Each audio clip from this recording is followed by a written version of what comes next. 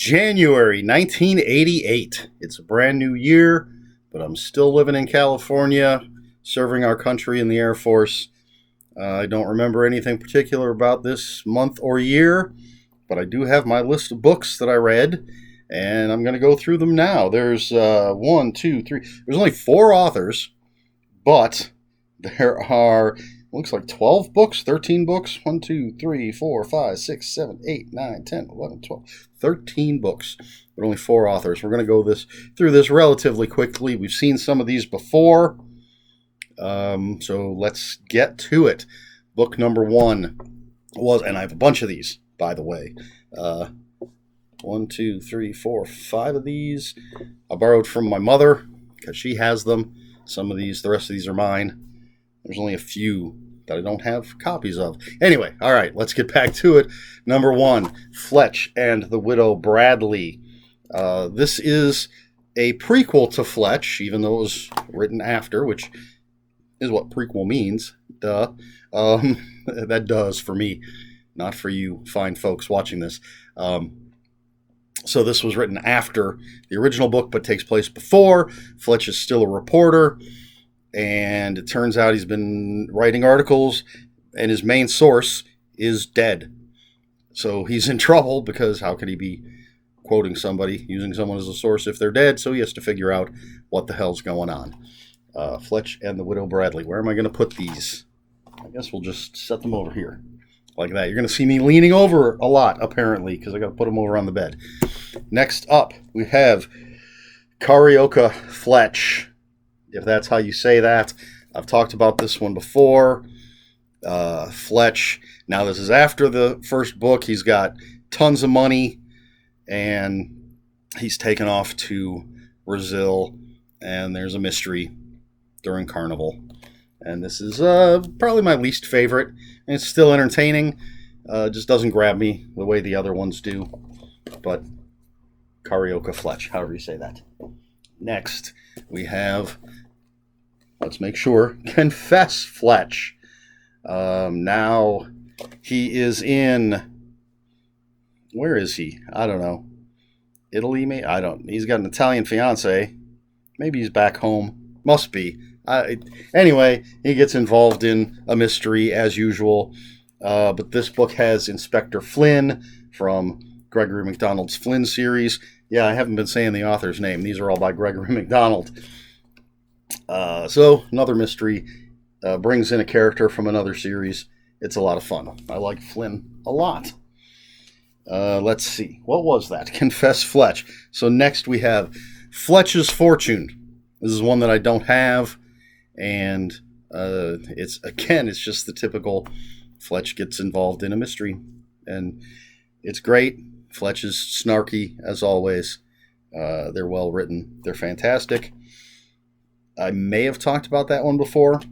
Next, we have Fletch's Moxie. I'm pretty sure I've talked about that one before on here. More mystery, more Fletch. The mysteries are great, but I read these books for the characters because Fletch is just fantastic. Finally, the last Fletch one we have, Fletch and the Man Who. I know I've talked about this one before. Plus, Fletch becomes the new press representative for Governor Caxton Wheeler's presidential campaign. Did you even notice I was reading that off the back? And, of course, a mystery. I think someone's murdered at every stop they go to on the campaign trail, and Fletch has to figure it out. Fletch's Moxie. Obviously, the last 3 books I read, December 87. The first, however many this is, for January 88, I was in the mood to read some Fletch. And that's what I did. Just read a bunch of it in a row. I generally try to avoid that nowadays because I have so much to read and I don't want to get burned out on anything. So I try to mix things up and not read the same person a bunch of times in a row. That being said, now we got a whole bunch of books by another author. Number 1, The Cat Who Read Backwards by Lillian Jackson Brown, however you say that name. This is the first in this series, I believe. Jim Quillerin, a reporter, a lot of reporters apparently I'm reading about, and his Siamese cat, Coco, have to solve a mystery. So that's that. Then we have The Cat Who Ate Danish Modern. Same thing.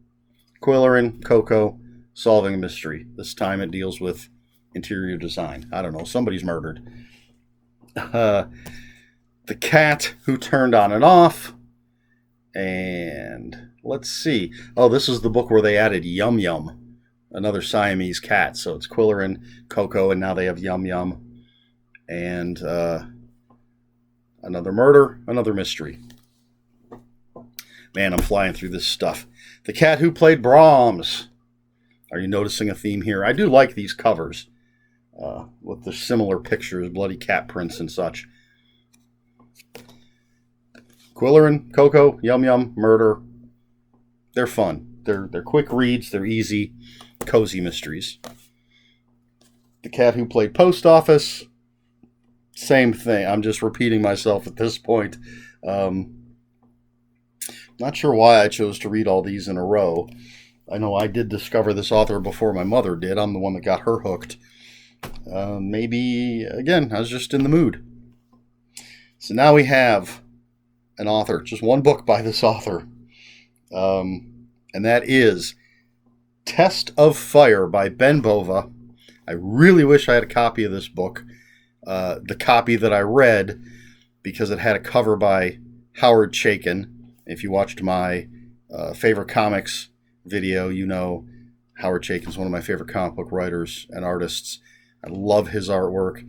It was a beautiful cover for this Test of Fire, which is a post-apocalyptic book. There's a solar flare that almost completely destroyed the Earth, and the pockets of people that are still alive are trying to rebuild. I'm sure there's some other great conflict that I don't recall, but it's some good science fiction, good stuff. And finally, man, I'm just flying through this stuff.